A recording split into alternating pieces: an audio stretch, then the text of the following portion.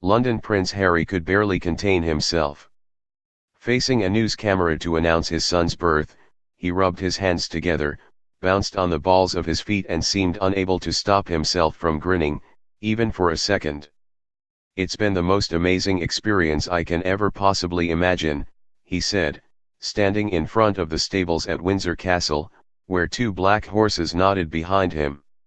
"How any woman does what they do is beyond comprehension, and we're both absolutely thrilled," he said about his wife, Meghan, the Duchess of Sussex. "The Duchess," he said, "was amazing, and the birth amazing, and the love and support from the public amazing." Then he turned to go, so addled with happiness and sleep deprivation that he appeared to thank the horses. "This little thing is absolutely to die for, so I'm just over the moon," he managed. If much of the world was drawn into the child's birth, a few minutes after dawn on Monday, it was not purely because of the newborn's position, seventh in line to the British throne. The birth of Harry and Meghan's son elated royal fans on Monday in Windsor, England. Credit: Adrian Dennis/Agence France Presse Getty Images. It was also because he represents change for the oldest of houses. He is half American, descended on his mother's side from a bellhop in a Cleveland hotel, a laundry worker in Chattanooga, and a bartender in an Atlanta saloon. And he is the first multiracial baby in the British monarchy's recent history, an instant star in a country where multiracial children make up the fastest growing ethnic category. "We have been waiting for him," said Carol Langelo, 38, who moved to Britain from South Africa and is raising a son and a daughter in southeast London. She said that she had set up multiple notifications so the family would know the moment the child was born, and that when word came through, at 2:39 p.m., they began screaming and ran to the television. "We feel like Meghan is one of us, so we are supporting her," she said. "We can't wait to see what he looks like." It is not clear whether the newborn, who falls behind Harry in the line of succession, will receive a royal title, like those bestowed on the three children of Prince William, Harry's older brother, and William's wife, Catherine. Buckingham Palace said that Meghan gave birth at 5:26 a.m. and that her mother, Doria Ragland, was with the new parents at their home, Frogmore Cottage. The newborn boy weighed 7 pounds, 3 ounces, the royal couple wrote on Instagram. A name had not been chosen yet. The Duchess was reported to be hoping for a home birth, but she had passed her due date, and late on Monday, some British news outlets were reporting that she was whisked away on Sunday for a hospital delivery. Prince Harry, in his comments on Monday, said the family would meet with members of the news media in 2 days, as a family, to be able to share it with you guys, and so everyone can see the baby. "The baby is sure to be the object of uncommon fascination, adored and criticized as a symbol of the modernization of Britain's royal family." Harry, 34, and Meghan, 37, have shaken up the royal family in a number of ways. The Duchess is an American and a former actress, and their wedding last May featured a gospel choir, a freestyling African-American bishop and a gaggle of Hollywood celebrities. They continued to set aside convention after the wedding, opening their own Instagram account and offering little access to the royal-obsessed British news media. In April, they announced they were cancelling the traditional photo opportunity outside the Lindo wing at St. Mary's Hospital in the heart of London, curtailing the ritual hullabaloo that usually surrounds royal births. For many, the new baby's importance will be indelibly linked with race.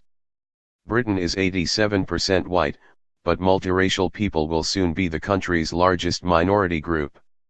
The entry of Meghan Markle, the descendant of plantation slaves, into the royal family resonated deeply with many people of African descent, who almost immediately began to anticipate the birth of the couple's first child. Historians have noted that the Duchess herself cannot be definitively described as the first multiracial royal. Some scholars have argued that Queen Charlotte of Mecklenburg-Strelitz, the wife of King George III, had African ancestry through the Portuguese royal family.